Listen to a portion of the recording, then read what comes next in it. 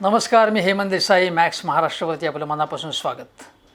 मित्रांनो, गेला जो व्हिडिओ होता आपला की विचारांचे शेवाळे आणि अकलेचे दिवाळे, त्याला आपण सगळ्या लोकांनी लाखोंच्या संख्येमध्ये प्रतिसाद दिला आणि प्रचंड प्रमाणामध्ये माझ्याकडे प्रतिक्रिया आल्या त्याच्या. आणि मी जो वेगळा दृष्टिकोन त्याच्यामध्ये मांडण्याचा प्रयत्न केला आणि यापूर्वीच्या व्हिडिओचं सातत्याने करतो आहे, त्याला तुम्ही प्रतिसाद चांगला दिला. आणि प्रेक्षकांनो, तुम्ही सगळे शिवसैनिक बिलकुल नाही आहेत. जे शिवसैनिक नाहीत असे सर्वसामान्य लोक लाखोंच्या संख्येने हे व्हिडिओ बघतायत, माझे व्हिडिओ. याबद्दल मी पहिल्यांदा आपल्याला मनापासून धन्यवाद देतो. आज आपल्याला बोलायचं आहे ते शिवसेना पक्षप्रमुख उद्धव ठाकरे यांच्या 2 दिवस झालेल्या मुलाखतीबद्दल. सामनाचे संपादक आणि राज्यसभेतील खासदार संजय राऊत यांनी उद्धव ठाकरे यांना बोलकं केलं आणि त्या मुलाखतीमध्ये अनेक मुद्दे मांडले गेले, प्रश्न त्यांनी विचारले आणि त्याला उत्तरं दिली. पण त्याबद्दल बोलण्यापूर्वी सर्वप्रथम मी आज उद्धव ठाकरे यांना वाढदिवसाच्या मनापासून शुभेच्छा देतो. आज मातोश्रीच्या बाहेर प्रचंड संख्येमध्ये लोक जमा झाले.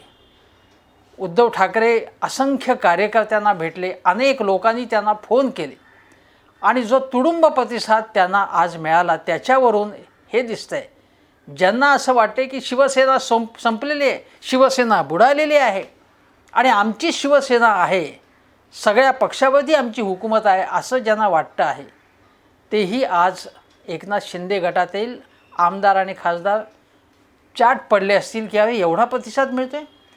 आदित्य ठाकरे संपूर्ण महाराष्ट्रभर त्यांचा दौरा जो सुरू झाला आहे, त्या दौऱ्याची या लोकांनी टिंगल केली, पण त्यालाही तुडुंब प्रतिसाद मिळतो आहे. आणि आज एकनाथ शिंदे जे मुख्यमंत्री आहेत त्यांनीही उद्धव ठाकरे यांना शुभेच्छा दिल्या, पण माजी मुख्यमंत्री एवढाच त्यांचा उल्लेख केला, पक्षप्रमुख असा उल्लेख केला नाही. पण त्यांच्याच बरोबरचे गुलाबराव पाटील असतील किंवा अन्य लोक असतील, त्यांनी मात्र पक्षप्रमुख असा कदाचित अनवधानाने उल्लेख केला असेल. कारण उद्धव ठाकरे हे पक्षप्रमुख नाहीतच, ती शिवसेना नाही असंही त्यांना म्हणायचं असेल. आणि हे सगळं निवडणूक आयोगापुढे आणि कोर्टापुढे जाणार आहे. आता बाळासाहेब ठाकरे यांच्या विचारांना आम्ही मानतो असं म्हणणारे लोक हे दगाबाजीचं राजकारण करत आहेत आणि दगाबाजीचं राजकारण करूनही त्यांना गद्दार असं म्हटलं तर त्यांच्या भावनेला ठेच पोचते. हा आश्चर्यकारक प्रकार आहे, असं कधीच घडलेलं नव्हतं. जे छत्रपती शिवरायांच्या आदर्शांच्या शिकवणीच्या गोष्टी करतात, आग्र्याहून सुटका छत्रपतींनी कशी केली, ते डबे मिठाईचे डबे ते त्याच्यातनं ते कसे बाहेर आले, पेटाऱ्यातनं कसे बाहेर आले, हे आपण लहानपणापासून ऐकत आलो. पण मुंबईहून गपचूप सटकणारे जे लोक होते, ते सुरतला गेले, तिथून गुवाहाटीला गेले, तिथून पणजीला गेले. ही जी मुंबईहून सुटका हे जे काही नाटक आपण बघितलं, आणि त्यावेळी मात्र जे मिठाईचे डबे होते किंवा जी खोकी होती असं जे बोललं गेलं, ते काय होतं मला माहीत नाही, ते कोणते व्यवहार झाले हे माहीत नाही. पण ते सगळं झालं, एकनाथ शिंदेजी मुख्यमंत्री झाले. पण आज उद्धवजींच्या वाढदिवसानिमित्तसुद्धा शुभेच्छा देताना काल पत्रकार परिषदेमध्ये नारायण राणे जे केंद्रीय मंत्री आहेत, त्यांनी उद्धव ठाकरे यांचा संपूर्ण पत्रकार परिषदेमध्ये ज्या पद्धतीने एकेरीत उल्लेख केला, सातत्याने त्यांना आणि माजी मंत्री आदित्य ठाकरे यांचा शेमड्या या शब्दामध्ये उल्लेख केला आणि अतिशय गर्हणीय शब्दामध्ये त्यांनी त्या दोघांचा उल्लेख केला. धिक्कार केला पाहिजे याचा, सगळ्या महाराष्ट्राने नाही, कारण सगळ्या देशातल्या समस्त लोकांनी, अगदी भारतीय जनता पक्षाच्या लोकांनी याचा निषेध केला पाहिजे, पण निषेध केला गेला नाही. ही अतिशय दुःखद गोष्ट आहे, क्लेशदायक गोष्ट आहे. नारायण राणे हे केंद्रात मंत्री आहेत. मी एक पोस्ट काल लिहिली आणि आवाहन केलं केंद्रीय पंतप्रधान नरेंद्र मोदी यांनीसुद्धा किंवा अमित शहा असतील, जे पी नड्डा, राजकारणामध्ये संघर्ष होतात, नारायण राणे यांची टीका असेल, त्यांचा संघर्ष झाला, पण माजी मुख्यमंत्र्यांचा उल्लेख अशा प्रकारे एकेरीत करणं माझ्या तर मते पत्रकार परिषदेत जे पत्रकार हजर होते त्यांनी विचारायला पाहिजे होतं हा काय प्रकार आहे म्हणून. त्यांनी त्याचा निषेध करायला पाहिजे होते. असं तुम्ही बोलू नका असं म्हणायला पाहिजे. टीका करा ना उद्धव ठाकरेंवरती. राणे यांनी जरूर टीका करावी. पण राणे असंही म्हणाले की आदित्य ठाकरे तू अजून बच्चा आहेस वगैरे असं ते म्हणाले. आदित्य ठाकरे हे मंत्री झालेत, आमदार झालेले आहेत, त्यांना काहीही कळत नाही असं जे नारायण राणे म्हणतात ते. आदित्य ठाकरे हे उच्च विद्या विभूषित आहेत. इतिहास असेल, लॉ असेल, त्यांनी त्याची डिग्री मिळवलेली आहे आणि उत्कृष्ट पद्धतीने त्यांचं राजकारण करतात. ते चांगलं बोलत आहेत ते. आणि नारायण राणे यांची जे चिरंजीव आहेत ते कुठल्या भाषेत बोलत आहेत. आदित्य ठाकरे कुठेही पातळी सोडून बोलत नाही आहेत. आदित्य ठाकरेंवरती जरूर टीका करावी नारायण राणे त्यांच्या मुलांनी, पण आपली पातळी कायम ठेवली पाहिजे. देवेंद्र फडणवीसांना मी जे उपमुख्यमंत्री आहेत त्यांना आवाहन करतो की नारायण राणे आणि त्यांचे जे चिरंजीव दोन्ही त्यांना पक्षामध्ये घेताना आमची संस्कृती किंवा आमचं राजकारण वेगळं आहे त्या पद्धतीने तुम्हाला वागायला लागेल असं जाहीर आवाहन देवेंद्रजींनी केलं होतं. आता नारायण राणे असतील किंवा त्यांचे चिरंजीव असतील त्यांच्या भाषेबद्दल चंद्रकांत दादा असतील, नारायण राणे देवेंद्रजी असतील, JP नड्डा असतील किंवा पंतप्रधान नरेंद्र मोदी असतील त्यांनी त्यांना सांगावं असं मी आवाहन करतो. आणि पुन्हा सांगतो की राणे आणि त्यांच्या मुलांनी जरूर टीका करावी, त्याला काही हरकत नाही, पण पातळी ठेवावी. महाराष्ट्राच्या राजकारणाची पातळी ठेवायला पाहिजे. आपण सगळ्यांची जबाबदारी आहे. आणि जर संजय राऊत जेव्हा जेव्हा वेगळ्या पद्धतीने बोलले होते, आक्षेपार्ह शब्दात बोलले होते, तेव्हा त्याचाही मी तेवढाच निषेध केला होता. हे मंडळीनं लक्षात ठेवा. मी कुठल्याही एका बाजूने एकतर्फी पद्धतीने बोलत नाही. आता सांगायचा मुद्दा असा आहे की उद्धव ठाकरे यांची 2 टप्प्यात मुलाखत झाली आणि 2 टप्प्यामध्ये मुलाखतीमध्ये पहिल्या मुलाखतीमध्ये ते जे काही बोलले त्यामध्ये त्यांनी असं सांगितलं की ज्यावेळी मी अतिशय आजारी होतो, ज्यावेळी असं लक्षात आलं की श्वास घेताना माझं पोटही हलत नव्हतं एका क्षणी, ते असं म्हणाले ज्याला गोल्डन आवर म्हणतात त्या, म्हणजे अतिशय आणीबाणीच्या वेळी डॉक्टर सुदैवाने हजर होती. ब्लड क्लॉट तिथे झाला होता, हातपाय हलत नव्हते, काहीच हालचाल नव्हती. ते असं म्हणाले की डास समजा बसला असता अंगावर तर मला काही सेन्सेशनच नव्हतं ना, त्यामुळे मला काही करता आलं नसतं. अशी अतिशय क्रिटिकल अवस्था त्यांची झाली होती. आणि मला आठवते की संजय राऊत त्यांना भेटून आले होते आणि त्या पत्रकार त्यांना विचारत होते, तेव्हा म्हणाले की संजय राऊत असं सांगत होते की ते लवकरच बरे होतील वगैरे, पण त्यांच्या चेहऱ्यावर चिंता दिसत होती. कारण संजय राऊत आणि उद्धव ठाकरे यांची मैत्री आहे, जवळची मैत्री आहे आणि त्यांच्या चेहऱ्यावरची चिंता दिसत होती. पण काय सांगणार, त्या क्षणी जे सांगणं आवश्यक होतं, जे बोलणं आवश्यक होतं ते संजय राऊतांनी योग्य पद्धतीने सांगितलं आणि धैर्याने याचा मुकाबला उद्धव ठाकरे करतायत, सगळे लोक त्यांच्या मागे आहेत असं सांगितलं आणि तो क्षणच तसा होता.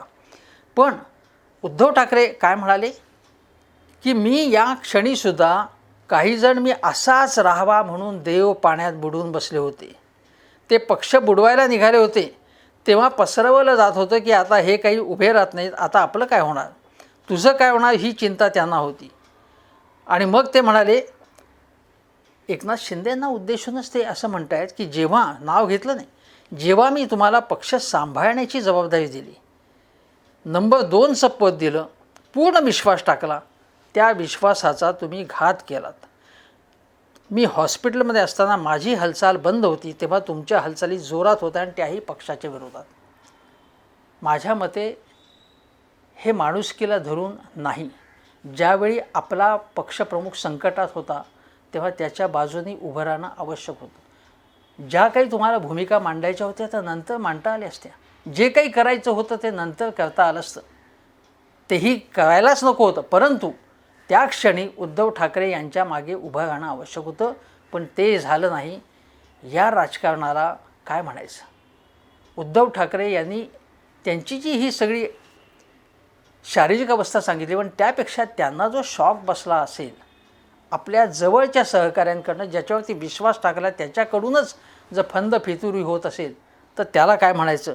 उद्धव ठाकरे यांची ही जी काही भावना होती ती अतिशय महत्त्वाची.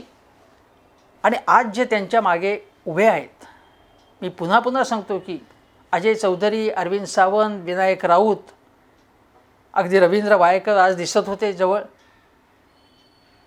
त्यांच्या वाढदिवसाच्या वेळीसुद्धा. हे सगळे जे त्यांच्याबरोबर राहिलेले आहेत त्यांच्याबद्दल म्हणजे त्यांच्याबद्दल मी चांगलं उद्गार काढेन. कारण अडचणीच्या वेळी जो नेत्याबरोबर उभा राहतो त्याला मानायला लागेल. आणि मी सांगतो की एकनाथ शिंदेंनासुद्धा, एकनाथ शिंदे काही असं होऊ नये पण उद्या त्यांच्यावर प्रतिकूल काय आला तर त्यांच्याबरोबर हे 40-50 जे लोक आहेत ते राहतील का, मला तर शंका येईल. हा एक भाग तुम्हाला सांगतो. आता दुसरी गोष्ट म्हणजे कालच्या म्हणजे 1-2 दिवसातल्या ज्या गोष्टी आहेत त्यामध्ये अर्जुन खोतकर, मी मुलाखतीकडे परत वळतो, पण अर्जुन खोतकर जे शिवसेनेचे नेते आहेत, जे शेतकऱ्यांच्या समस्या उत्तमपणे मांडत होते विधानसभेमध्ये, मंत्रिपदाचा अनुभव आहे, ते सरळ सरळ म्हणाले की माझ्या चेहऱ्यावरती तुम्हाला तणाव दिसतोय, त्यांच्यामागे ईडी लागली आहे कारण काही उद्योग केले असतील, त्यांचे उद्योगधंदे आहे, साखर कारखाना वगैरे आहे, आणि त्यामुळे ते एकनाथ शिंदेंना भेटले, ते देवेंद्रजींना भेटले. म्हणजे उघड दिसतंय की ईडीचा सरळ सरळ तुमच्यावरती दबाव आणण्यासाठी उपयोग केला जातो आहे, उघड दिसतंय. आता हे जे एकीकडे ईडीचं दडपण आहे आणि जे ईडीच्या भीतीमुळे भाजपमध्ये गेले, मी प्रताप सरनाईक असतील, जामिनी जाधव, यशवंत जाधव असतील, आनंद अडसूळ असतील, त्यांच्यावरती कारवाई आता होणार आहे का, कारवाईची पुढची पावलं काही पडल्याचं दिसत नाही आहे. किरीट सोमय्या जे सातत्याने बोलायचे ते अचानकपणे मौनात गेलेले आहेत, काहीच बोलत नाहीत ते, आणि ते संपूर्ण म्हणजे त्यांना शांत करण्यात आले की मला माहीत नाही, पण ते दाखवण्याचा परत प्रयत्न करते, नाही माझी कशी तात्विक भूमिका आहे म्हणून, पण तसं काही होण्याची शक्यता दिसत नाही. हे उघड जे पूर्णपणे अशा प्रकारचं पक्षपाती राजकारण केलं जाते तपास यंत्रणांकडून, त्याबाबत आवाज उठवण्याची, सगळ्याच राजकीय पक्षांनी आवाज उठवण्याची गरज आहे. जर ते शिवसेनेमध्ये म्हणजे उद्धवजींबरोबर असताना भ्रष्टाचारी होते तर आता ते भ्रष्टाचारी नाही आहेत का, मग भ्रष्टाचाराचा संहार कसा होणार, हा प्रश्न, साधा सोपा प्रश्न सगळ्या प्रेक्षकांनी, अगदी भाजपचे जे समर्थक आहेत त्यांनीसुद्धा लक्षात घ्यावं की भाजपला तुम्ही समर्थन देताय ते हिंदुत्वासाठी ठीक आहे, पण भ्रष्टाचार निर्मूलनासाठी सुद्धा, स्वच्छ प्रशासनासाठी, मग या लोकांच्याबद्दल तुम्ही भाजपच्या नेत्यांना जाब विचारणार आहात की नाही, जाब विचारला पाहिजे समाजामध्ये. दुसरी गोष्ट, उद्धव ठाकरेंचे सगळे निर्णय बदलण्याचं चाललेलं आहे. आणि मी असं सांगतो की यापूर्वी म्हणजे अगदी ठाकरे सरकारने सुद्धा काही निर्णय अगोदरच्या सरकारचे बदलले नाहीत असं नाही, स्थगिती दिली नाही, पण त्या ठाकरे सरकार हे स्थगिती सरकार आहे असं देवेंद्र फडणवीस म्हणत होते. कोण म्हणत होतं? फडणवीस. मग आता तुम्ही सगळ्या निर्णयांना स्थगिती देत आहेत आणि मग प्रशासक, मंत्रालयातले सनदी अधिकारी याच्याबद्दल नाराजी व्यक्त करत आहेत की ज्या कामांचे कार्यादेश दिलेत, निविदा निघण्याची प्रक्रिया सुरू झाली, त्यालाही स्थगिती द्यायची तुम्ही, हा काय प्रकार आहे? कुठलंही सरकार चालूच शकणार नाही या पद्धतीने. काहीतरी कंटिन्युटी राहिली पाहिजे ना, काही भ्रष्टाचार, पण मग लगेच म्हणायचं की नाही काही संशयास्पद जर काही असेल तर त्याला आम्ही स्थगिती देऊ, असं देवेंद्र फडणवीस. मग अगोदरचं सरकार, ठाकरेंचं सरकार तसं म्हणत असेल तर ते तुम्हाला मान्य नाही, त्याच्यावर लगेच तुम्ही अंगावरती जाणार. उद्धव ठाकरे यांची मुलाखत झाल्याबरोबर सगळे लगेच सुधीर भाऊ मुनगंटीवारांपासून ते सगळे नेते जे एकदम टीका करायला लागले. आणि या मुलाखतीमध्ये टीकेचं काय मुख्य हे होतं की ही घरगुती मुलाखत आहे, म्हणजे मुलाखत घेणारे कोण? संजय राऊत, मुलाखत देणारे उद्धव ठाकरे, मुलाखत प्रसिद्ध होते सामनामध्ये, हा घरगुती मामला आहे, हे सगळं फिक्स मॅच आहे असं देवेंद्र फडणवीस म्हणाले. या मुलाखती जेव्हा उद्धव ठाकरे जेव्हा युतीमध्ये होते भाजपच्या, त्यावेळीसुद्धा मॅरेथॉन मुलाखती त्यांच्या प्रसिद्ध झाल्या होत्या, तेव्हा भाजपच्या नेत्यांनी त्याबद्दल अवाक्षर काढलं नव्हतं, हे लक्षात घ्या. जेव्हा बाळासाहेब ठाकरे युतीमध्ये होते तेव्हा त्यांच्या मॅरेथॉन मुलाखती यायच्या आणि त्यामध्ये सुद्धा प्रसंगी त्यांनी भारतीय जनता पक्षाच्या एकूण व्यवहारावरती टीका केली आहे. तेव्हा हे लोक काही बोलत नव्हते कारण ते हिंमतच नव्हती बाळासाहेबांमध्ये बोलण्याची. आता मात्र हे बोलायला लागलेले आहेत. हा काय प्रकार आहे? म्हणजे तुमच्या धोरणामध्ये कुठल्याही प्रकारचं सातत्य नाही आहे. तुम्ही ठाकरे सरकारवरती स्थगिती सरकार म्हणता आणि तुम्ही तेच करता. ज्या सरकारमध्ये एकनाथ शिंदे होते त्यावेळी एकनाथ शिंदे बोलले होते की ही चुकीची कामं चालली आहेत. जाहीर भूमिका घेतली होती त्यांनी. का नाही घेतली भूमिका की हे संशयास्पद कामं चालली आहेत, आदित्य ठाकरे संशयास्पद काही व्यवहार करत आहेत, असं जर तुमचं म्हणणं होतं तेव्हा असेल तेव्हा का नाही बोलत तुम्ही? आता बोलतायत ते. आणि त्याच्यावरती आदित्य ठाकरे यांच्या खात्यावरती केंद्र सरकारच्या यंत्रणा लक्ष ठेवणार. कुठलंही राज्य सरकार कामच करू शकणार नाही. राज्यांची स्वायत्तत्व डायरेक्ट आक्रमण आहे. जर त्याच्यामध्ये गैरव्यवहार झाले असतील तर राज्याच्या तपास यंत्रणा आहेत ना, त्या काय करतायत? केंद्र सरकार हस्तक्षेप करणार. मग उद्या तुम्ही राज्यांना अधिकार देणार की केंद्र सरकारच्या मध्ये काही खात्यामध्ये जर काही भानगडी चालली असतील तर त्याच्यावरती राज्य सरकार जर चौकशी नेमली तर चालेल केंद्र सरकारला? किमान राज्यांना जी स्वायत्ता द्यायला पाहिजे ती संपूर्ण संघराज्याची जी चौकट आहे ती विस्कळीत करण्याचं, उधळून टाकण्याचा प्रयत्न चालला आहे. याचा निषेध केला पाहिजे. कुठलंही सरकार येतात बदलतात, पण जर असंच जर चालू राहिलं तर कुठलं काम कोणीच करू शकणार नाही. आता दुसरी गोष्ट एक सांगायची आहे ती या मुलाखतीकडे वळण्यापूर्वी की बघा, बाळापूरचे म्हणजे अकोल्यामधले नितीन देशमुख, तुम्हाला माहिती आहे ते नितीन देशमुख ते तिकडनं गुवाहाटीहून मग कसे आले होते. जलसंधारणाच्या त्यांच्या याच्यातल्या ज्या कामांना 17 कामांना स्थगिती दिली आहे. आदिवासी संकुल एक स्थानिक हॉल जे मनोरंजनाचे कार्यक्रम, सांस्कृतिक कार्यक्रम जिथे घेतो ते त्या कामांना स्थगिती दिलेली आहे. कारण काय, ते नितीन देशमुख इकडे आले ना, त्यामुळे स्थगिती लगेच दिली त्याच्यावरती. महेश लांडगे जे भाजपचे आमदार आहेत आणि जे पिंपरी चिंचवड भाजपचे अध्यक्ष आहेत, आता त्यांनी मेगा आषाढ मेजवानी जाहीर केली आहे. त्याच्यामध्ये त्यांनी काय केले, ती नॉनव्हेज असेल ती, तुम्हाला माहिती आहे की आता गटारीचे वगैरे दिवस आहेत. नॉनव्हेज 70,000 लोकांना जेवणावळी घालण्यात येणार आहेत. महेश लांडगे. आता इतका खर्च एखादा आमदार कसं करू शकतो? तुम्ही जर पुण्याला गेलात तर या महेश लांडगे यांचे सगळीकडे फ्लेक्स बॅनर्स लागलेले असतात. माहीत नाही बाबा कुठून हा सगळा इतका मोठा खर्च, मोठे उद्योजक असतील मला माहीत नाही, पण हे या गोष्टी भाजपला कधी खटकत नाहीत. हे काय आहे म्हणून 70,000 लोकांना सामिष मेजवानी, हे मी तुमच्या पुढे ठेवते. दुसरी गोष्ट अशी की या सरकारमध्ये, एकनाथ शिंदे सरकारमध्ये मंत्रिपद तुम्हाला मिळेल असं सांगून 100 कोटीची लाच मागणारे लोक आहेत. असे मग त्यांना अटक झाली, पोलिसांची चौकशी चालू आहे वगैरे वगैरे. हेच जर महाविकास आघाडी सरकार असताना जर झालं असतं तर बघा, हे सरकार स्थापन होत आहे लगेच महावसुली सुरू झाली असं म्हटलं गेलं असतं.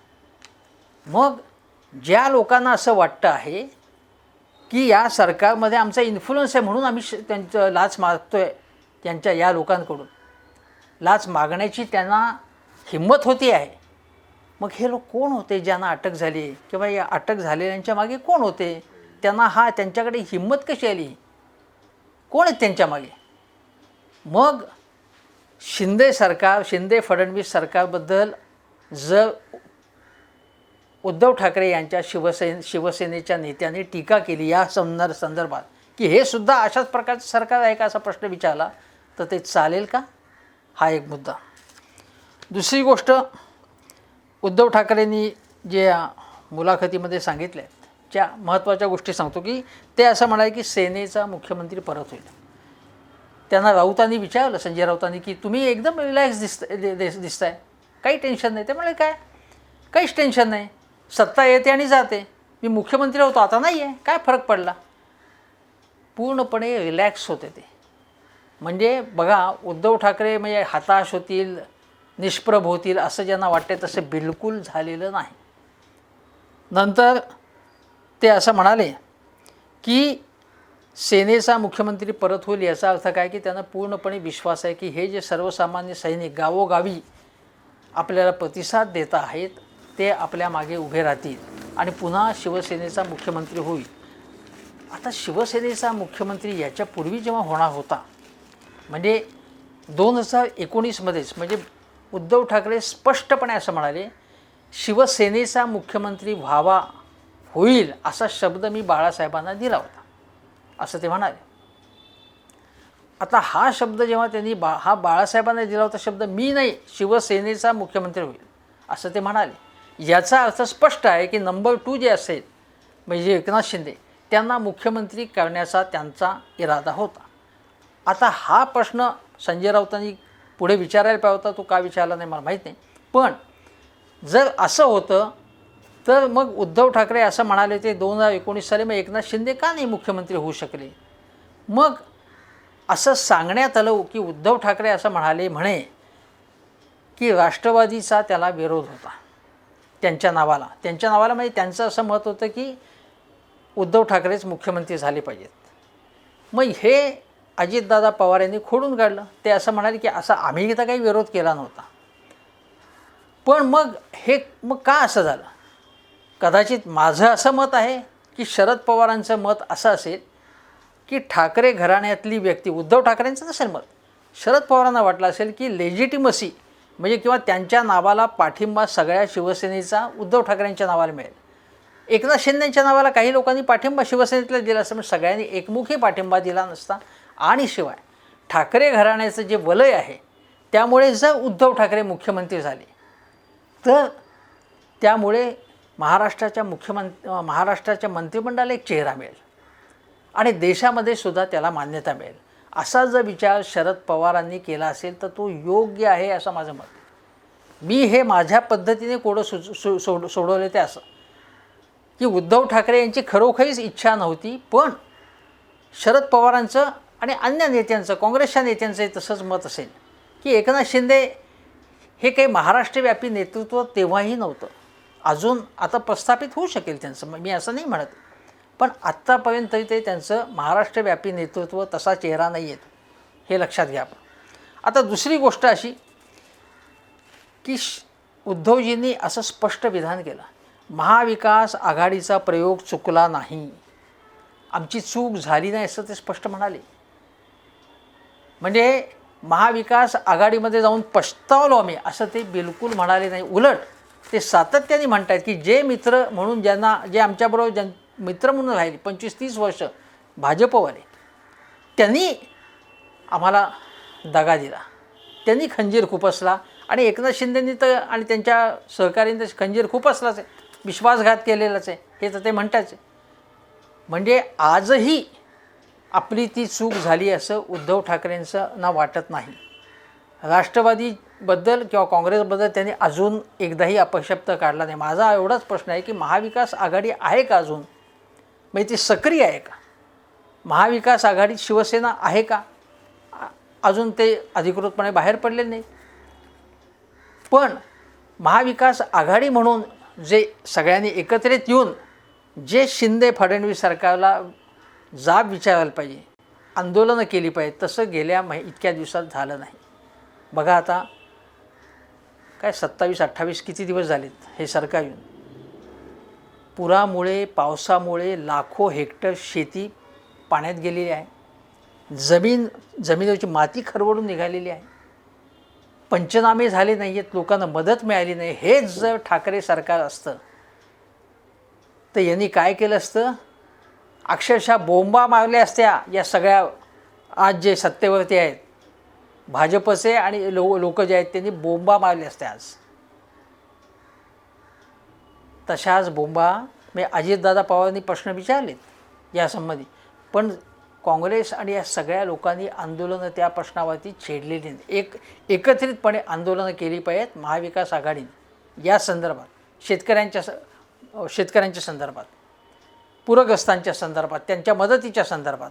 तुम्हाला आठवा चिपळूणला नारायण राणे गेले होते आणि त्यांनी कशाप्रकारे सगळा तो तिकडे नाटक झालं होतं माहिती आहे? तिथे अधिकारी नव्हते आणि मग त्यांना नारायण राणे संतापले होते.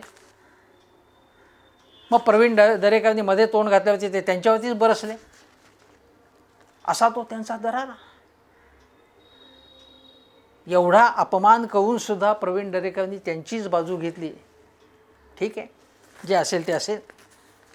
त्यानंतर उद्धव ठाकरेंनी काय सांगितलं, बाळासाहेब ठाकरे यांचा फोटो तुम्ही लावता. मग आता राणेंपासून एकनाथ शिंदेपर्यंत सगळे म्हणतात की बाळासाहेब आमचे आहेत, ते काही तुमची खाजगी मालमत्ता नाही. ठीक आहे, पण मग मला खेचता का? हे बाळासाहेब ठाकरेंबद्दल आदर व्यक्त करायचा आणि त्यांच्या मुलाला सत्तेवरनं खाली खेचायचा, असा उद्धव ठाकरेंनी प्रश्न विचारला. या प्रश्नाचं उत्तर सुद्धा द्यावं लागेल. पुढे ते असं म्हणतात की 2014 साली बघा, स्वतंत्रपणे 4ही पक्ष निवडणुका लढले होते, विधानसभेच्या निवडणुका, आणि त्यावेळीसुद्धा शिवसेनेला 63 जागा बाळासाहेबांचा मृत्यू झाला होता. बाळासाहेब नव्हते, त्यांचा आशीर्वाद होता उद्धव ठाकरेंना आणि आदित्य ठाकरेंना आणि शिवसेनेला, म्हणजेच खऱ्या मूळ शिवसेनेला एकनाथ शिंदेंच्या नाही. तेव्हा एकनाथ शिंदेंची शिंदे सेना निर्माणच झाली होती. तर त्यावेळी 63 जागा स्वतःच्या हिमतीवरती मिळवलेल्या होत्या. आता तेव्हा तर हिंदुत्व मी सोडलं नव्हतं असं उद्धव ठाकरे म्हणाले. मग तेव्हा तुम्ही युती, खडसेंनी पत्रकार परिषद घेऊन बघा, युती मोडल्याची घोषणा केली होती. भाजपने ते काय केलं, हिंदुत्व सोडलेलं नव्हतं. मग भाजपने हिंदुत्वाशी दगाबाजी केली असं म्हणायचं का तेव्हा 2014 साली? हा एक प्रश्न. दुसरं एक ते म्हणाले की 2014 नंतर सेनेच्या ज्या लोकांवरती आरोप झाले भ्रष्टाचाराचे, तेच भाजपबरोबर गेलेले. इतर लोक जे आहेत त्यांच्यावरती असे, आता वायकर वगैरेंवरती झालेत, पण इतर लोकांवरती फार, संजय राऊतांवरती झाले, पण ते म्हणतात की मी 2 हात करायला तयार आहेत, मी काहीच घाबरत नाही म्हणून. आता बघा, उद्धव ठाकरेंनी याचाही उल्लेख केला की नितीन गडकरी, म्हणजे केवळ रावसाहेब दानवेने, नितीन गडकरी म्हणाले होते की आमच्याकडे वॉशिंग मशीन आहे म्हणून. आणि नितीन गडकरींबद्दल उद्धव ठाकरे, संजय राऊत नेहमीच चांगलं बोलतात, त्यांच्याबद्दल आदर व्यक्त करून तेही बोलले होते. याच्याकडे त्या मुलाखतीत त्यांनी लक्ष वेधले की वॉशिंग मशीन. नंतर उद्धव ठाकरेंनी एक महत्त्वाचा उल्लेख केला आहे मुलाखतीमध्ये, ज्याच्याकडे कोणाचं लक्ष वेधलं गेलं असेल. ते असं म्हणाले की जनता पक्षाकडे काय होतं, कोणीच नव्हतं, पण लोकांनी, म्हणजे इंदिरा गांधींच्या आणीबाणीचा सामना करण्यासाठी म्हणून आणीबाणी उठवली. मग जनता पक्ष, तुरुंगात होते सगळे नेते, ते सगळे त्यांनी एकत्र वाटाघाटी केल्या, एक झाले, जनता पक्षाची स्थापना केली, ज्याच्यामध्ये भाजपचा पूर्वावतार म्हणजे जनसंघ होता. आणि त्यांनी एकत्र येऊन ती निवडणूक जिंकली. त्यावेळी सर्व लोकांचा, म्हणजे ते म्हणाले की उद्धव ठाकरे की त्यांच्याकडे पोलिंग एजंटही नव्हते, कुठे होते, काही यंत्रणा नव्हती जनता पक्षाकडे, पण सगळ्या लोकांनी पाठिंबा दिला त्या पक्षात, जनता पक्षाला. साहित्यिक, विचारवंत, सामाजिक कार्यकर्ते हे सगळेजण जनता पक्षाच्या मागे उभे राहिले. त्यांना असं सुचवायचं आहे की आज बहुसंख्य आमदार जरी शिंदे सेनेकडे गेले असले, भाजपच्या दिशेने वळाले असले, तरीसुद्धा सर्वसामान्य कार्यकर्ता, सर्वसामान्य माणूस बघतो नाही सगळे, म्हणजे जनता पक्षाला जसं यश मिळालं तसं येत्या विधानसभा निवडणुकीत, लोकसभा निवडणुकीमध्ये एवढंच नव्हे तर स्थानिक स्वराज्य संस्थांच्या निवडणुकीमध्ये उद्धव सेनेला, म्हणजेच बाळासाहेब ठाकरे यांच्या शिवसेनेला यश मिळेल याच्याबद्दल त्यांना विश्वास वाटतो. कारण लोक बघतायत नाही काय ही लबाडी चाललेली आहे, हे लोक बघतायत. लोक काही आंधळे नाहीत, लोक काही धृतराष्ट्र नाही आहेत, हे लक्षात घ्या. पुढे ते असं म्हणाले की गावागावात भाजप सेनेला संपवतोय, काम करून देत नाही. हा आक्षेप कोणी घेतला होता? तो एकनाथ शिंदे यांनीच घेतलेला होता आक्षेप. तो म्हणजे आम्हाला कामच मग त्यांनी, तुम्हाला आठवत असेल व्यासपीठावरती राजीनामा आपला देऊ केलेला होता. ते म्हणायचे भाजपचा इतका त्रास होते की काही विचारू नका, आम्हाला टिकूच देत नाहीत कुठेही, असं एकनाथ शिंदे म्हणाले होते. आता ते भाजपबरोबर गेल्यानंतर जेव्हा निवडणुका येतील तेव्हा त्यांना काय अनुभव येईल तो त्यांचा, मग त्यानंतर डोळे उघडतील कदाचित, माहीत नाही मला तेव्हाही काय अनुभव येईल. कारण भाजपने अनेक ठिकाणी प्रादेशिक पक्ष संपवलेले आहेत, हे आपण लक्षात घ्या. नंतर 2019मध्ये ठरलेल्या गोष्टी नाकारतो आहे, म्हणून 2019ला आम्ही महाविकास आघाडी स्थापन केली, असं उद्धवजी म्हणाले आणि मगाशी मी त्याची चर्चा केलीच आहे. आता बघा, उद्धव ठाकरे काय म्हणतात की आमचं जे राजकारण आहे ते हिंदुत्वासाठी चाललेलं आहे, ते मराठी माणसाच्या हितासाठी चाललं आहे. पण भाजपचं जे राजकारण चाललं आहे, ज्यांनी आपल्या दावणीला शिंदे सेना बांधलेली आहे, त्या भाजपचं राजकारण म्हणजे भाजपचं हिंदुत्व हे राजकारण असेल, आमचं राजकारण हिंदुत्वासाठी आहे आणि भाजप हिंदुत्वाचा केवळ आपल्या सत्तेसाठी म्हणजे राजकारणासाठी फायदा करून घेत आहे, असं उद्धव ठाकरेंनी डायरेक्ट अटॅक केलेलं आहे. नंतर ते असं म्हणाले की मी हिंदुत्वाचा, असं मी तुम्हाला सांगितलं, मी पहिल्यापासून म्हणतो की हिंदुत्वाच्या विरोधी यांनी काय केलं आहे असं उद्धव ठाकरेंनी महाविकास आघाडी सरकारमध्ये असताना काहीही केलं होतं. ते म्हणाले की मी 2दा अयोध्येला जाऊन आलो, राम मंदिर व्हावं असं आमचंही स्वप्न होतं, ते साकार होत असल्याचा आम्हालाही आनंद झालेला आहे आणि तो आम्ही आनंद व्यक्त केला. उलट मला आठवते मी शिवाजी पार्कवरच्या एका सभेत जेव्हा खणाखणी चालली होती, म्हणजे ठाकरे आणि शिवसेना आणि भाजपमध्ये, जाहीर ते म्हणाले होते की मंदिर बनेगा, म्हणजे तारीख पे तारीख नहीं बताएंगे अशी टिंगल ते करत होते. आणि जेव्हा तारीख ठरली, सुप्रीम कोर्टात निकाल दिला, तेव्हा उद्धव ठाकरे आणि संजय राऊत वारंवार सांगतायत की तो कोर्टाचा निर्णय आहे, तो काही भाजपने हे भाजपमुळे मंदिर साकारचं कोर्टाचा निर्णय आहे. त्यामुळे त्याचं फुकटचंही श्रेय आंदोलन केलं भाजपने, पण आंदोलन शिवसेनेने केलं, पण तो कोर्टाचा निर्णय हे वारंवार उद्धव ठाकरे सांगत राहिले. आणि त्यांनी सांगितलं मी हिंदुत्व सोडलेलंच नाही आणि आम्ही हिंदुत्ववादी होतो तेव्हा 2014मध्ये आम्हाला का टांग मारली तुम्ही, स्वतंत्रपणे निवडणुका का लढवल्या, या प्रश्नाचं उत्तर भाजपकडून दिलं जात नाही. हा भाग आहे. पुढे ते असं म्हणतात की प्राचीन मंदिरं आणि गडकिल्ल्यांच्या संवर्धनासाठी महाविकास आघाडी सरकारने अनेक गोष्टी केल्या. हे हिंदुत्व नाही आहे? हिंदुत्व हेच आहे ना, मग दुसरं काय हिंदुत्व? यानं हिंदुत्वामध्ये अजून काय अपेक्षित आहे?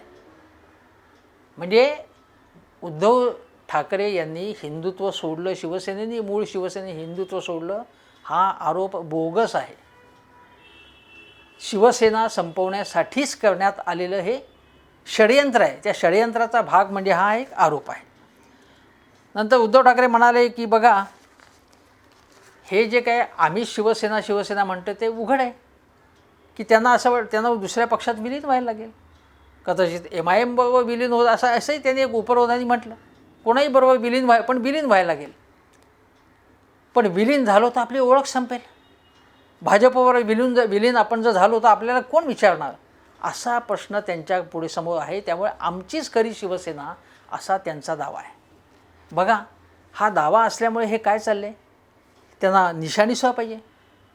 मग उद्धव ठाकरे यांनी ज्या लोकांनी गद्दारी केली आहे, गद्दारीच म्हणणार मी, ज्या लोकांनी गद्दारी केलेली आहे त्या लोकांना पदाधिकाऱ्यांनी काढून टाकलेलं आहे.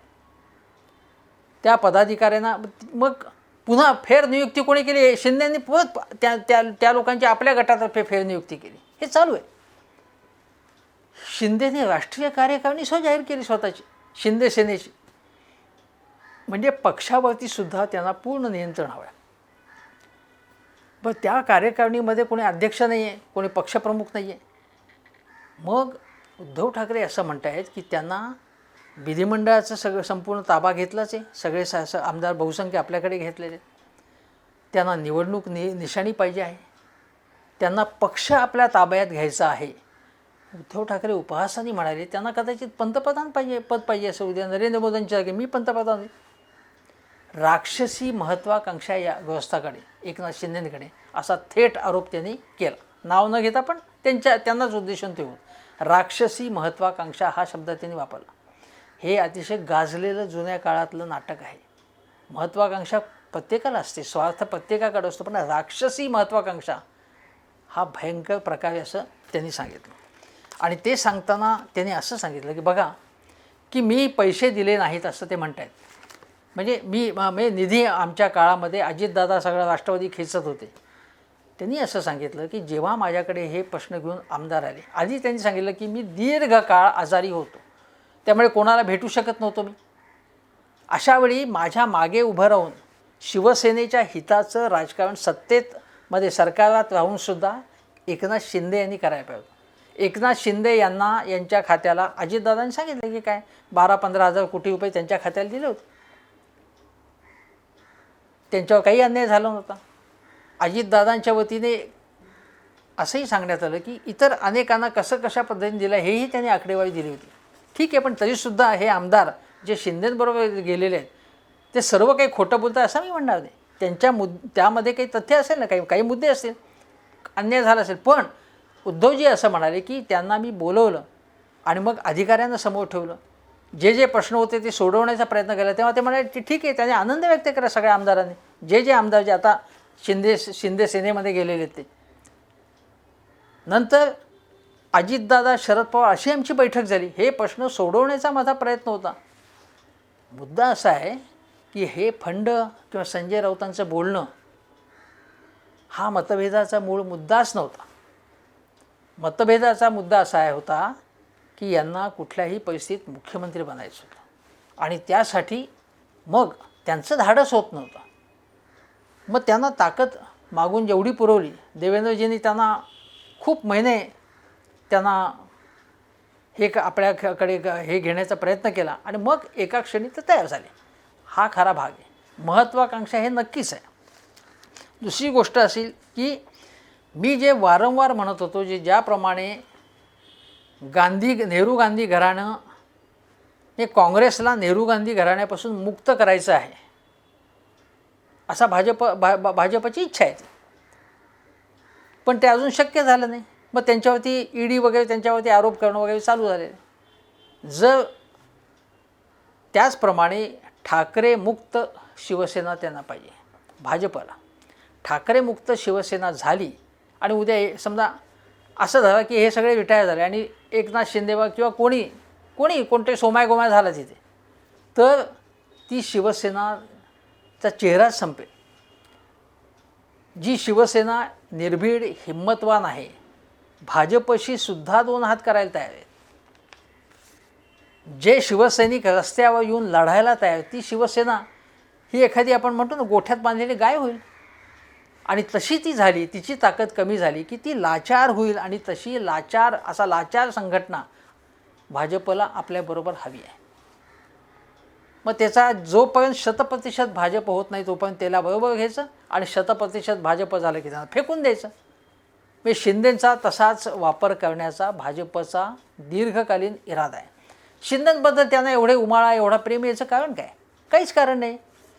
दुसरी गोष्ट आहे की एक गोष्ट मला इथे सांगायची की हे सगळं आहे, पण शिंदे गटाच्या मागे एवढे लोक येतील. शिंदेंची ताकद ठाण्यापुरती मर्यादित आहे. समजा 2-4 आमदार, 2-4 खासदार एवढेच जातील असं जर वाटलं असेल, म्हणजे उद्धव ठाकरेंना किंवा उद्धव ठाकरेंच्या पक्षातल्या बड्या नेत्यांना, तर तो कदाचित अंदाज त्यांचा चुकला असं म्हणायला पाहिजे. त्याबाबत आत्मपरीक्षण करण्याची शिवसेनेला गरज आहे. आपण असं कसं झालं, आपला अंदाज का चुकला? आपण ज्याच्यावरती भरोसा ठेवतो तो माणूस असं का वागतो? नेता म्हणून जेव्हा काम करतो माणसाला, तेव्हा त्याला अंदाज आला पाहिजे माणसांचा की हा काय बाबा माणूस. तो अंदाज आला नाही तर आपलंच नुकसान होतं. त्यामुळे याबाबत मात्र शिवसेनेला, उद्धव ठाकरेंना आत्मपरीक्षण करण्याची गरज आहे. उद्धव ठाकरेंनी बऱ्याच गोष्टी सांगितल्यात. त्यांनी असा एक मुख्य मुद्दा उपस्थित केला की मातोश्री जेव्हा किरीट सोमय असतील किंवा बाकीचे लोक वाटेल ते आरोप करत होते, मातोश्री म्हणजे माफिया आहे, उद्धव ठाकरे माफिया आहे, ही माफिया सेना आहे वगैरे आरोप होते, तेव्हा तुम्ही गप्प का बसला होता?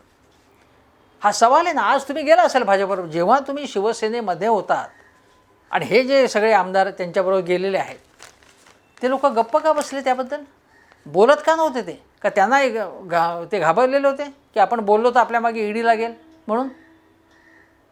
मग हे कसले वाघ? हे संजय राऊतांबद्दल हे सगळे लोक प्रचंड चिडलेले आहेत. संजय राऊतांचे जे काही कधी एका मर्यादेपलीकडे जे बोलतात त्याच्यावर मी टीकाही केलेली आहे.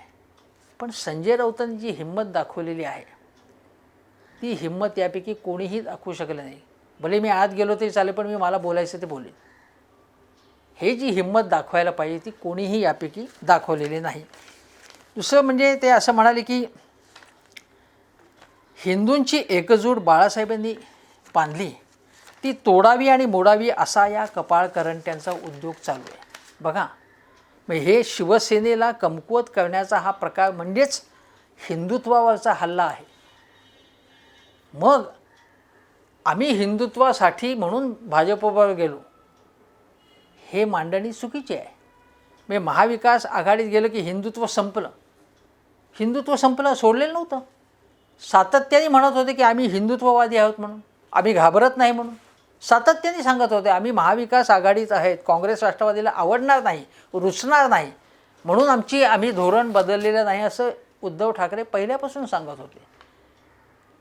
मग तुम्ही त्यांच्यावरती असे खोटे आरोप करायचे, शिवसेनेला तोडायचं, हिंदुत्वावरती एक प्रकार हिंदुत्व कमजोर करायचं महाराष्ट्रात. म्हणजे तुम्ही जे बोलताय तुम्हीच ते करताय, हिंदुत्वावरती हल्ला तुम्ही करताय, एकनाथ शिंदे गटाचे लोक अप्रत्यक्षपणे, असंच माझं म्हणणं आहे. आता बघा, धैर्यशील माने जे खासदार उद्धव ठाकरेंनी त्यांना खासदार केलं, त्यांच्या अडचणी आहेत त्यांच्या कारखान्याच्या वगैरे, त्यांच्या तिकडच्या संस्थांच्या वगैरे, त्यामुळे ते तिकडे गेलेले आहेत आता. पण ज्यांनी आपल्याला तिकीट दिलं त्याच्याबद्दल अशा प्रकारे त्याला अडचणीत असताना आणखीन संकटात टाकणं, संकटात म्हणणं, जहाजावरनं उडी मारणं, हे धैर्यशील मानेने केलं. म्हणजे धैर्यशील माने, धैर्य कुठे गेलं तुमचं? त्यांच्या घरावरती शेकडो शिवसैनिक काल गेले आणि त्यांनी जबरदस्त आंदोलन केलं. याचा अर्थ असा आहे की धैर्यशील मानेंच्या मतदारसंघातल्या लोकांना ते बिलकुल आवडणार नाही. त्यामुळे ते पुढच्या वेळी जिंकून येतील का नाही शंका आहे, डाऊट आहे. पडतील अशी अनेक जण शक्यता व्यक्त करत आहेत. नंतर ते असं म्हणाले की काही, जसं मी म्हटलं की देव पाण्यात बुडून बसले होते की मी कधी निष्क्रिय होतो आहे की मी आजारावरनं उठतच नाही आहे. बघा, ज्या घराण्याने किंवा ज्या माणसाने, म्हणजे उद्धव ठाकरे गेली 20पेक्षा जास्त वर्षे शिवसेनेमध्ये शिवसेना सांभाळत आहेत. बाळासाहेब ठाकरे यांनी हळूहळू आपला रोल कमी करत उद्धव ठाकरेंवर जबाबदारी टाकली होती. कार्याध्यक्ष होते ते. उद्धव ठाकरेंनी ज्यांना मोठं केलं बाळासाहेब हयात असताना आणि नंतरही, त्या उद्धव ठाकरेंनी पदं दिली, सत्ता दिली, त्यांच्याशी तुम्ही कसं वागलात?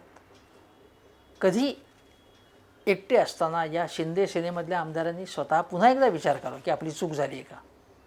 पुन्हा एकदा विचार करावा. आता ही चूक कदाचित काही जणांना वाटेल, जेव्हा मंत्रिमंडळ होईल आणि आपली वर्णी लागणार नाही तेव्हा यांना वाटेल अरे असं कसं झालं, याचसाठी केला होता अट्टहास, खुर्चीच नाही मिळाली तर काय. पण त्या क्षणी ते विचार करतील, त्याच्या अगोदरच मी सांगतोय तुम्ही विचार करा पुन्हा, तुम्ही योग्य झालं आहे की काय, योग्य केलं आहे की नाही, योग्य पाऊल टाकलं की नाही. नंतर ते असं म्हणाले की मला असं म्हणायचं की हां हे बघा, मी आता तुम्हाला सांगतो की देवेंद्र फडणवीस काय म्हणाले होते की हे जे काही किंवा चंद्रकांत दादा की हे शिवसेनेमध्ये हे जे काही बंड आणि या शिंदे सेनेच्यामध्ये उठाव, हे जे काही बंड आहे त्या बंडाचा आमचा काही संबंध नाही. मग असं लक्षात आलं की एकनाथ शिंदेंनीच विधानसभेत सांगितले की अरे हा कलाकार आहे मोठा, असं देवेंद्र फडणवीसांना उद्देशून ते म्हणाले. हा कलाकार आहे, यांनी काय काय केलं हे सगळे लोक आमच्याबरोबर ते आमदार झोपलेले असताना मग आम्ही भेटायचो, हे सगळं सांगितलं त्यांनी. मग फडणवीस म्हणाले की त्यांनी हात जोड्याने म्हणाले की सगळं सांगू नका म्हणून. मग फडणवीसांच्या पत्नी अमृता वहिनींनी सांगितलं की हुडी म्हणजे ते घोंगडी सदृश असं हे घालून, गॉगल बिगल लावून किंवा चष्मा घालून किंवा काय थोडंसं वेषांतर करून देवेंद्रजी कसे बाहेर पडत होते. म्हणजे ज्या पद्धतीने हे सगळं चाललेलं होतं त्यामुळे त्यांचा आतून बरेच दिवस चाललेलं होतं, हे आपण लक्षात घ्या. आता बघा, जे भाजपवाले म्हणत आमचा काही संबंध नाही, त्यांचा कसा संबंध होता हे दिसलं. आणि त्याच्यावर परवाच्या परवाच्या पनवेलच्या भाजपच्या बैठकीत देवेंद्रजी म्हणाले की चंद्रकांत दादा आपण भोळे लोक आहोत. आता देवेंद्रजी, भाजपवाले, चंद्रकांत दादा हे सगळे भोळे लोक आहेत असं म्हणायचं कमाल. भोळे या शब्दाची व्याख्या बदलायला लागेल. ज्या लोकांनी हे सगळं घडवून आणलं हे भोळे लोक आहेत, तुम्हीच विचार करायचा. आता मी थोडं तुम्हाला मागे रिवाइंड करतो. त्यामध्ये बघा काय की 2014 साली काय झालं, स्वतंत्र लढले. त्यानंतर जेव्हा विश्वासदर्शक ठरावाच्या वेळी काँग्रेस आणि शिवसेना सरकारमध्ये नव्हती 2014 सुरुवातीला, तेव्हा त्यांनी मतविभागणीची मागणी केली, शिवसेना आणि काँग्रेस दोघांनी. पण राष्ट्रवादीचे लोक त्यांनी बघा काय केलं, ते मौन ठेवलं त्याने आणि एक प्रकारे अप्रत्यक्षपणे देवेंद्र फडणवीस सरकारला पाठिंबा देऊन ते वाचवलं. पण शरद पवार म्हणाले याच्यामागे आमची स्ट्रॅटेजी अशी होती की भाजप आणि शिवसेना यांच्यामधलं अंतर वाढावं म्हणून.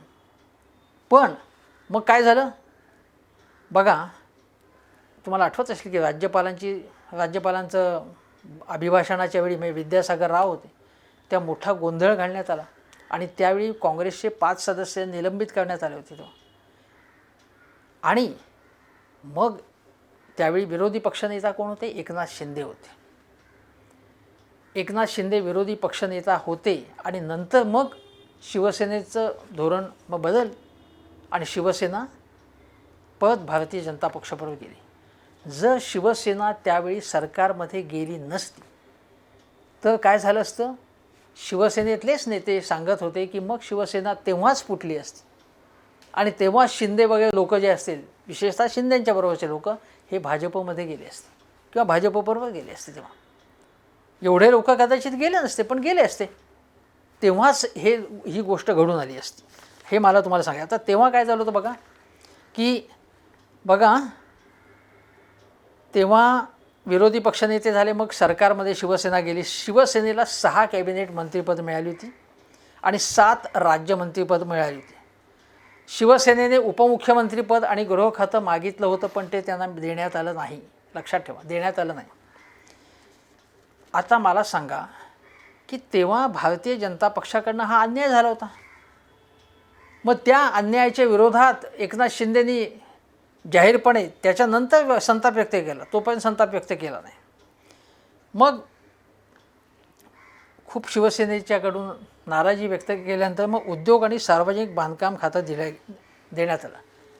तुम्हाला माहिती असेल सुभाष देसाई उद्योगमंत्री झाले आणि ही 2 खाती जरी शिवसेनेला मिळाली तरी बघा या दोन्ही खात्यांवरती एवढंच काय, सगळ्या मंत्रिमंडळातल्या कोणाला काही अधिकार नव्हता, सगळे अधिकार देवेंद्रजींनी स्वतःकडे ठेवले होते आणि धोरणात्मक निर्णय तेच घेत होते, सगळ्या महत्त्वाच्या घोषणा तेच देत होते. बघा मेक इन इंडियाच्या ह्याच्यात जो कार्यक्रम झाला, सुभाष देसाईंच्यापेक्षा देवेंद्रजी सगळं करत होते. हायपरलूप प्रकल्प आम्ही घेणार, पुण्यात अर्ध्या तासात जाता येणार वगैरे, हे सगळं देवेंद्रजी सांगत होते. समृद्धी महामार्ग देवेंद्रजींचंच स्वप्न होतं, ते सगळं तेच करत होते. ही खाती जी काही शिवसेनेने दिली त्यामध्ये त्यांना काहीही अधिकार नव्हता. मग मी तुम्हाला सांगतो की जून 2019 साली 2 मंत्रिपदं अजून देण्यात आली शिवसेनेला आणि त्यामध्ये ती कोणाला दिली गेली शिवसेनेमधनं, तर जयदत्त क्षीरसागर आणि तानाजी सावंत दोघंही राष्ट्रवादीतून आलेले.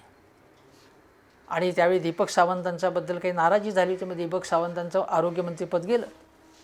पण माझ्या मते NCPतून आलेल्या या नेत्यांना शिवसेनेने मंत्री केलं, त्याच्याऐवजी निष्ठावंत जे शिवसेनेतले होते त्यांना द्यायला पाहिजे होतं. ही उद्धव ठाकरे यांची चूक झाली असं माझं स्पष्ट मत आहे. आता दीपक सावंतांचं मला अजून काही माहिती नाही, दीपक सावंत बरं काम करत होते असं माझं मत आहे. काय अजून त्यांच्याकडनं काही चुका झाल्या काय झाल्या मला माहीत नाही. नंतर 2018 साली तुम्हाला सांगतो, 23 जानेवारी 2018 साली शिवसेनेच्या राष्ट्रीय कार्यकारिणीची बैठक झाली. तेव्हा संजय राऊतांनी आगामी सगळ्या निवडणुका आपण स्वबळावरती लढवाव्यात असा ठराव मांडला होता.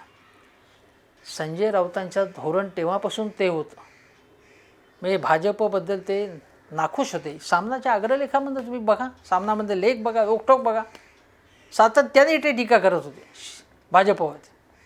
त्यांना भाजपशी युती जी होती होणारी असलेली युती आणि पुढच्या वेळी होणार असलेली युती त्याबद्दल त्यांची नाराजी होती. त्यांनी ठराव मांडला. पण त्यावेळी जे लोकसभेतले अनेक खासदार होते शिवसेनेचे, त्यांना ही लाईन मान्य नव्हती. कारण त्यांना असं वाटत होतं की आपण कदाचित निवडून नाही आलो तर काय होईल. त्यानंतर बघा, उद्धव ठाकरेंनी सुद्धा जोरदार टीका त्यांची चालू होती भाजपवरती. पण मग आयत्या वेळी युतीचा निर्णय झाला. लोकसभा निवडणुकीच्या वेळी झाला निर्णय आणि शिवसेनेला 22च्या ऐवजी 1 जागा अजून जास्त दिली भाजपने, 23. का दिली? एकदम शिवसेनेबद्दल प्रेम दाटून आलं होतं? नाही. तर महाराष्ट्रासारख्या मोठ्या राज्यामध्ये जर आपला खड्डा पडला तर पंचायत होईल. कारण तुम्हाला माहिती असेल तेव्हा पुलवामासारख्या घटना घडलेल्या होत्या. राफेलवरनं मोठा आरडाओरडा चालू होतं. भाजपला एवढा कॉन्फिडन्स नव्हता की इतक्या जागा मिळतील. मग मोदींनी सगळं चित्र पलटवलं. मग तिकडे सर्जिकल स्ट्राईक करणं, अमुक तमुक. पण त्याच्यावेळी नोटाबंदी वगैरेच्याबद्दल, बेकारीबद्दल नाराजी होती लोकांची. पण ते वातावरण त्यांनी पलटवलं.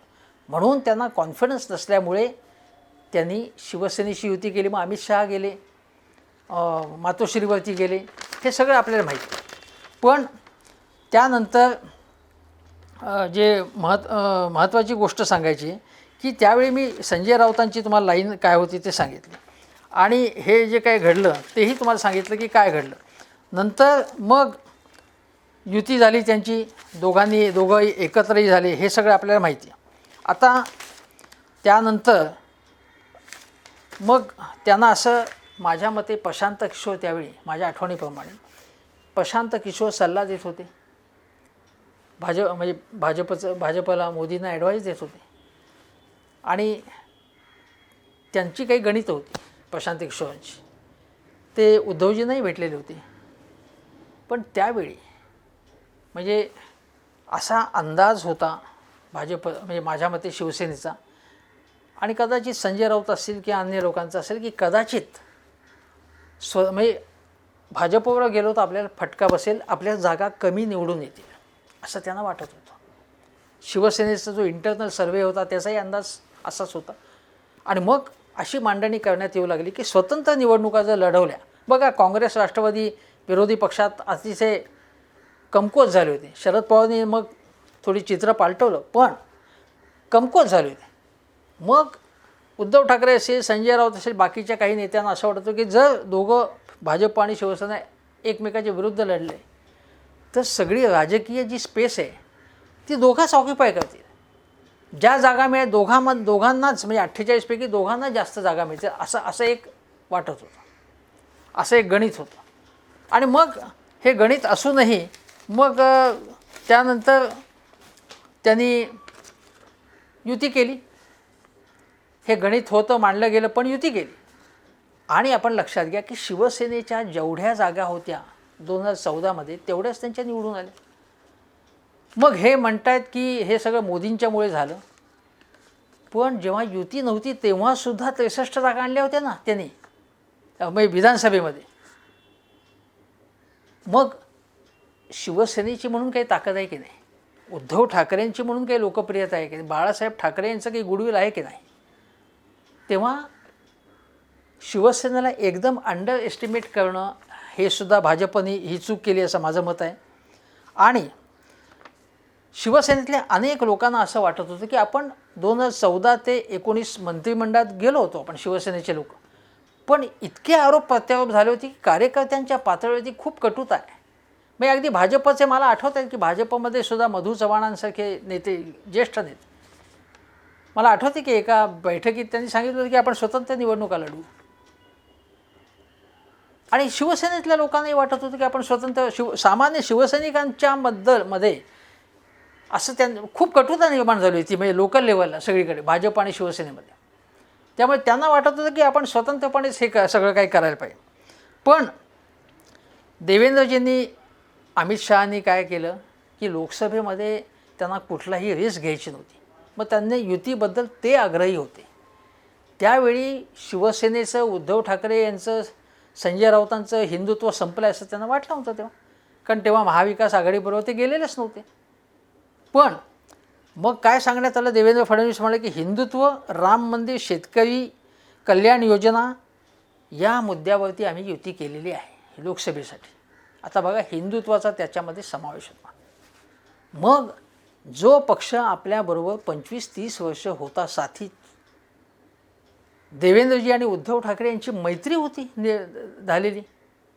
उद्धव ठाकरे आणि गडकरींचे संबंध चांगले, उद्धव ठाकरे आणि पंकजाताईचं भावा-बहिणीसारखं नातं, उद्धव ठाकरे आणि गोपीनाथ मुंडेंची चांगली दोस्ती, बाळासाहेब ठाकरे आणि प्रमोद महाजन, बाळासाहेब ठाकरे आणि अडवाणी, वाजपेयीजी सगळे एवढे घनिष्ठ भावबंध असताना अचानकपणे यांचं हिंदुत्व संपलं.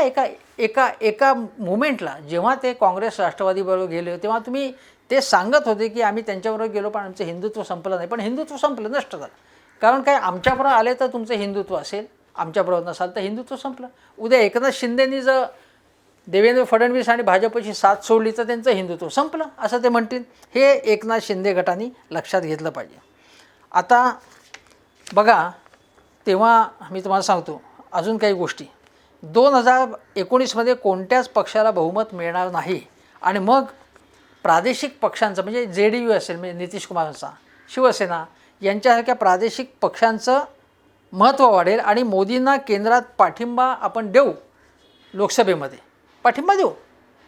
पण पाठिंबा देण्याच्या बदल्यात भाजपची ताकद वाढल्यामुळे 2019 सांगतोय, भाजपची ताकद कमी होईल असा अंदाज होता शिवसेनेचा. आणि मग आपल्यासारख्या प्रादेशिक पक्षांचं महत्त्व वाढेल, मग आपण त्यांना केंद्रात पाठिंबा देऊ आणि मग राज्यामध्ये आपल्याला मुख्यमंत्रीपद आपण घेऊ, असं एकूण शिवसेनेचं गणित तेव्हा होतं.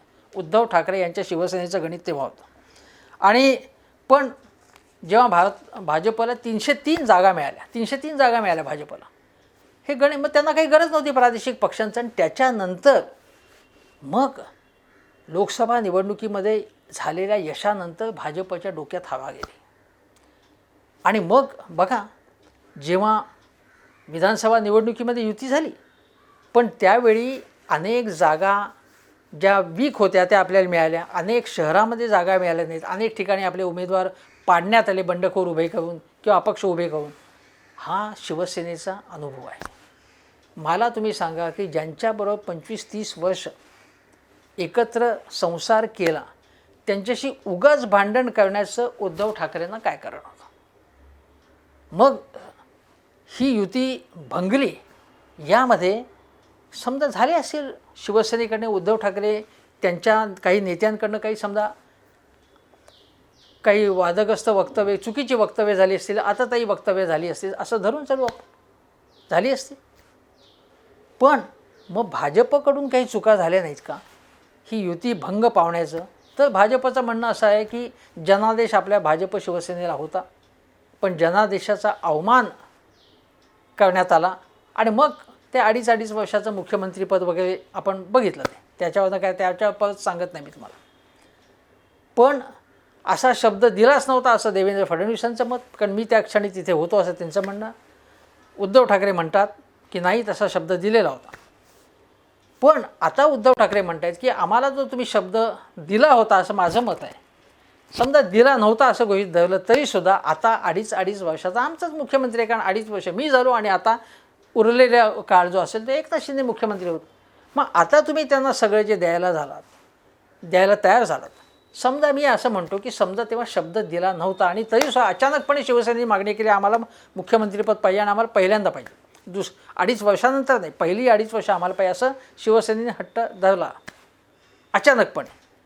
तरीसुद्धा मी काय म्हणतो की देवेंद्र फडणवीस यांनी एवढा त्याग केला आहे आज एकनाथ शिंदेंसाठी, त्यागमूर्ती आहे ते. मग तेव्हा त्याग का नाही केला त्यांनी? तेव्हाच ते त्यागमूर्ती झाले असते आणि सगळ्या देशात वाहवा झाली असते त्यांची. ते का केलं नाही मला माहिती नाही. पण मी असं तुम्हाला सांगते की उद्धव ठाकरे यांच्या या मुलाखतीतून पुन्हा एकदा मोहोळ उठलेलं आहे आणि ते मोहोळ उठल्यानंतर त्यांच्यावरती जबरदस्त चहूबाजूने टीकेचा मारा सुरू झाला असला तरी आज उद्धव ठाकरे यांच्या वाढदिवसाच्या निमित्ताने जे सगळीकडे शुभेच्छांचा पाऊस पडतो आहे, शिवसैनिकांमध्ये एक प्रकारचा उत्साह आलेला आहे, त्यावरून शिवसेनेमध्ये उद्धव ठाकरे यांच्या शिवसेनेमध्ये परत चैतन्य निर्माण झालेलं आहे. आणि त्यांची सत्ता आज गेली असली तरी त्यांनी सांगितले की ऑगस्टमध्ये ते बाहेर पडणार आहेत आणि ऑगस्टमध्ये बाहेर पडल्यानंतर शिवसैनिकांना अधिक हुरूप येईल. आणि आत्ता जे सगळं दिसतं आहे, एकनाथ शिंदे गटाच्या ज्या काही वल्गना सुरू आहेत, बघा हेच जर ठाकरे सरकार असतं तर बा पूरग्रस्तांना काहीच मिळालं नाही आहे, हे सरकार नाकाम आहे, नालायक आहे, असं सगळं बोललं तर गेलं असतं. आता या सरकारवरती कोण बोलणार, कारण अजून एकही मंत्री नेमण्यात आला नाही आहे इतके दिवस होऊन. पण इतकी जहरी टीका अजूनही महाविकास आघाडीतले नेते, खुद्द उद्धव ठाकरे, खुद्द संजय राऊत अजून करत नाही आहे. जहाल टीका हे त्यांचं नशीब म्हणायला पाहिजे, कारण एरवी कोणीही हे केलंच असतं, असे मुद्दे उपस्थित केले असते. कारण मुख्य मुद्दा शिवसेना भाजप असा नसून सर्वसामान्य माणसांचं हित साधलं जाणं हा महत्त्वाचा भाग आहे. पूरग्रस्त असेल, सर्वसामान्य शेतकरी असेल, शेतमजूर असेल, बेरोजगार असेल, त्यांना जास्तीत जास्त लवकरात लवकर सरकार इथे व्हायला पाहिजे, कोणाचं का असेना, आणि त्यांचे प्रश्न सुटले पाहिजेत. ते प्रश्न सुटण्याची शक्यता अजून अजिबातच दृष्टीपथात दिसत नाही. लवकरात लवकर मंत्रिमंडळ करा. पण उद्धव ठाकरे हे हिम्मतवान आहेत, हे त्यांनी पुन्हा एकदा दाखवून दिलेले आहे. ते कुठल्याही प्रकारे खचलेले नाहीत. शारीरिक व्याधी असतील, त्रास असतील, ते खचलेले नाहीत. म्हणून त्यांना मी शुभेच्छा पुन्हा देतो आणि पुन्हा शिवसेनेला बळ लाभेल. आणि महाराष्ट्रात शिवसेनेसारखा पक्ष, मराठी अस्मितेवरचा पक्ष, जो बाळासाहेब ठाकरेंनी जे स्वप्न बाळगलं होतं, मराठी माणसांचा पक्ष जो आहे, जो बाळासाहेब ठाकरेंनी स्थापन केलेला, उद्धव ठाकरे यांनी वाढवलेला आणि आदित्य ठाकरे अजून पुढे घेऊन जात आहेत, तो पक्ष जो आहे, तो पक्ष इथे असलाच पाहिजे. कारण मराठी माणसाला तो पक्ष हवा आहे, सामान्य लोकांना तो पक्ष हवा आहे. सामान्य लोकांना, सामान्य शिवसैनिकच नाही, सर्वसामान्य लोकांना लाचार झालेला पक्ष किंवा लाचार झालेले नेते लोक, जे काहीतरी आमिषामुळे, काहीतरी भीतीमुळे, काही तपासण्यांच्या भीतीमुळे जे तिकडे गेलेले आहेत, ज्यांचा हिंदुत्वाशी सुतराम संबंध नाही, त्यांच्यावरती काडीचाही विश्वास नाही. त्यामुळे हिंदुत्व आणि त्यांचा काहीच नाही, ते सत्तेसाठी तिथे गेलेले आहेत. सत्तेसाठी लाचार न होणारे, भाजपसारख्या सर्वशक्तिमान पक्षापुढे हातबल न होणारे हिम्मतवान लोक आणि तसे पक्ष महाराष्ट्रात हवे आहेत. बाळासाहेब ठाकरे, उद्धव ठाकरे यांची शिवसेना तसा एक पक्ष आहे. इतक्या दहशतीपुढे सुद्धा ते अजिबात हिंमत हारले नाहीत. हीच कौतुकाची गोष्ट आहे. आणि हेच हिंमत आणि हाच उत्साह, हाच जोम त्यांनी पुढे ठेवावा अशी मी आशा व्यक्त करतो आणि इथेच थांबतो. नमस्कार.